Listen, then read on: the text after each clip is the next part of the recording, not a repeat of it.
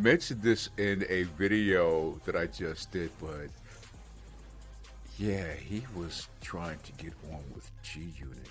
Now you notice 50 Cent speaks out a lot against Diddy about Diddy being a freak and all that good stuff.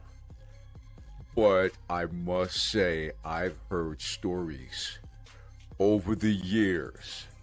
And one story I heard in particular, I don't know if it's true, but one of the southern members of G Unit allegedly was caught in the office with two other of the most powerful